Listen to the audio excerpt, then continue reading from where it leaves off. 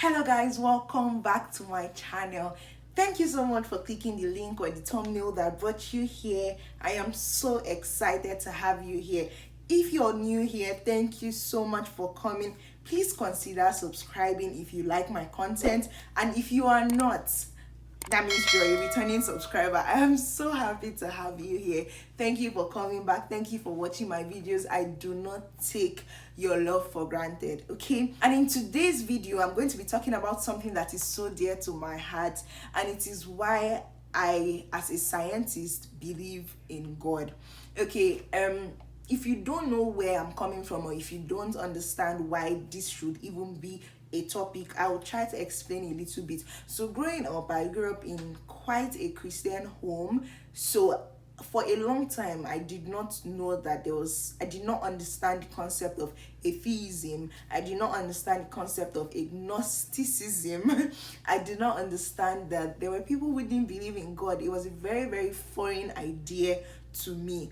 But I mean, with growing up, I got to see that, oh, this is actually a thing. But with coming into the scientific environment, or the science environment, even more by doing a PhD in molecular biology, I've come to realize that there are so many people who don't believe in God, and it's normal. It's a bit cultural because this part of the world is not as religious, but it's also sometimes just because of the information that they've had as a result of books they've read, movies they've watched, and just stuff they've come to believe. Right, so that is why I am doing this video. If you're an atheist or you're agnostic and you are watching this video, thank you so much for clicking this link. I just want to urge you to listen with your heart open. Just listen. I mean, I know that you have contrary opinions, but just listen with your heart open. So let's get right into the video. Now, the first reason why science doesn't disprove the existence of God, to me, is the fact that life is so nuanced. Like, it's too nuanced to be random. That's what I think. I'm trying to see if I'm pronouncing the word nuance properly, but then you get it. So life is too detailed to be random. I study molecular biology, and this means that I study a lot of enzymes, pathways, hormones, and how they interact to make the body what it is. And with every class I sit, or with every time I read like a paper or something about that, and you just see how for this particular action to occur, this enzyme has to act with this particular substrate, this hormone has to act with this receptor, and how everything is just finely detailed. It's just almost too obvious that this thing couldn't have just happened randomly. This thing couldn't have just been a result of a random explosion. This thing definitely has a creator behind it. It's just like seeing a body of art and you see, wow, this thing is so beautiful. The first thing that you would normally think of is, oh my God, who is the artist? And that's exactly how I feel when I see like the human life, or when I see life in general. It's like, it's such beautiful art that you think that there must be an artist. And so that's one of the reasons why, instead of science making me like doubt that there is God, science actually makes me worship God more, because it keeps me in awe of how magnificent, how brilliant, how intelligent this God must be to be able to create all that there needs to be for life to exist. Okay, now the second thing I'm going to talk about is our universe. We see that science has so much research gaps. I mean, the reason I have a job, the reason I'm doing a PhD is because there's research gap. We still don't know everything. After a lot of years of awarding Nobel Prizes, a lot of scientists, after a lot of research, there's still so much gap. There's still so much that we don't know. In the next 200 years, we'll still have new Nobel Prize winners. We'll still have new PhD positions open, because there's still so much that we don't know. And this makes me think of our universe as such an infinite one. I mean, it's just so vast that we haven't yet uncovered even half of what it takes for it to function the way it does. And when you think of an infinite universe, I think that the normal thing to do would be to think of a creator of that universe, not just a creator, but also an infinite creator, right? For us to have this creation that is like so magnificent, that means that whoever was behind it had to be equally or even more magnificent, had to be equally or even more infinite. And so yeah, that my I think I'll just summarize this point by saying that an infinite universe points us to an infinite creator. And that is one reason why I'm a scientist, yet I believe in God.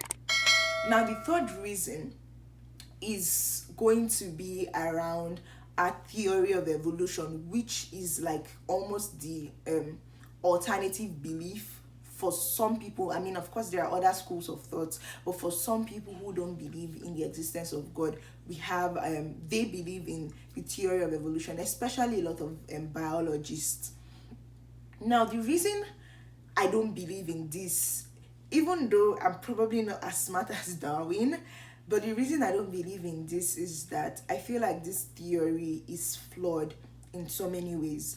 Now, the theory of evolution says that man evolved from different, I mean, evolution is like there's a sequence of different species evolving into other species, and then we have man at the end of the sequence. Now, before I continue, I just want to talk about two types of evolution. We have the macro evolution and we have the micro evolution. Now, for the macro evolution, that's where Darwinians fall. They believe that evolution occurs like from species to species. So, for instance, man evolved from apes. But we also have microevolution, and that's just like a particular organism adapting to its environment, like changing certain little cellular functions just for it to adapt to its environment. And we have an example of like bacteria. So bacteria developing antibiotic resistance because there's like so many drugs, you've taken so many drugs that the bacteria in your body are now so used to those drugs, so it doesn't even kill them anymore. They develop antibiotic resistance, and that's microevolution. I believe in microevolution because I see that biology proves that, but I don't believe in macroevolution. Now, the reason I don't believe in macroevolution is if you tell me that man evolved from species and all, I think if man is the last on the chain, I have reason to ask you, where did the first species on the chain come from?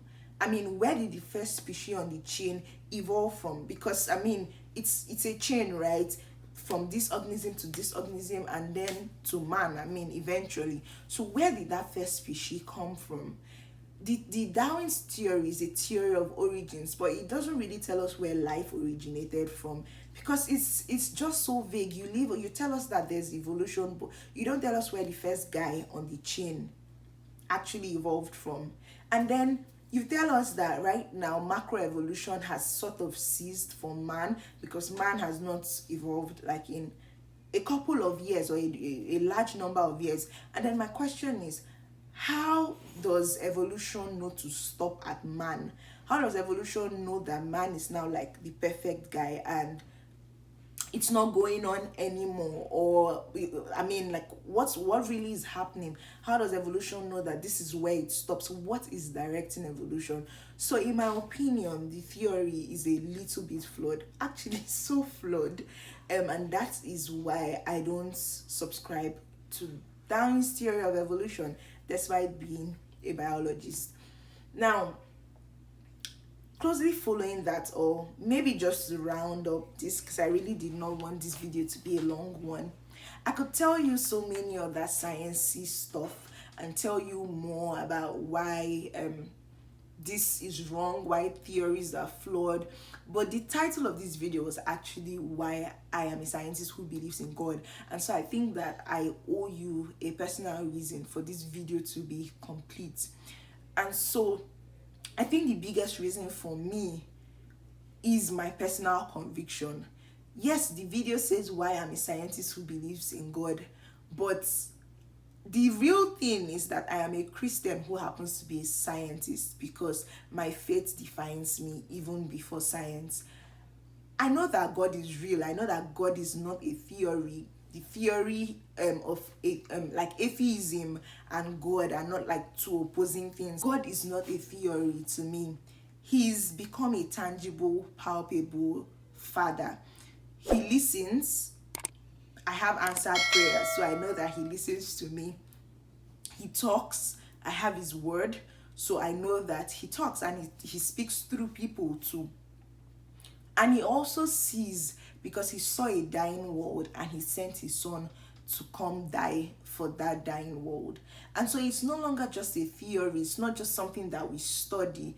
And yes, you may say, yes, He speaks, He does, all those things are very subjective. You may use that word, but I feel like God cannot really be explained through textbooks. God can rather be experienced. I know that God is, because I know that He's held me through hard times. He's been with me. He's been my Father. He's been my support. He's been everything. He is life to me, right?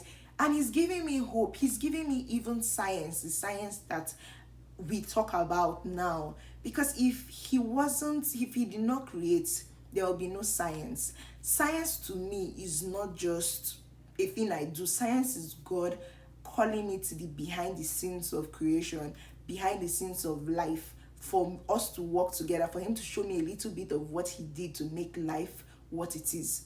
And I think that's an amazing privilege. And because of that, I don't see science as something that will help, that should make me doubt the existence of God. I rather see it as a privilege to know Him better, because it is what it is. He's making me see even deeper what He did and why He did what He did. It's such an amazing experience. So I hope that you've learned something. I hope that one or two things struck a chord in your heart by watching this video. I'd like you to leave a comment. Tell me what you think about this. Do you believe in this? Is this something that is foreign to you? Let me know your thoughts. Just make sure you're respectful in expressing your thoughts and expressing your views. Thank you so much for watching this video. I did not want to make this super long. If you're not yet subscribed and you like my content, please subscribe. Let me know what you think about this video, and I'll see you in my next video. Bye.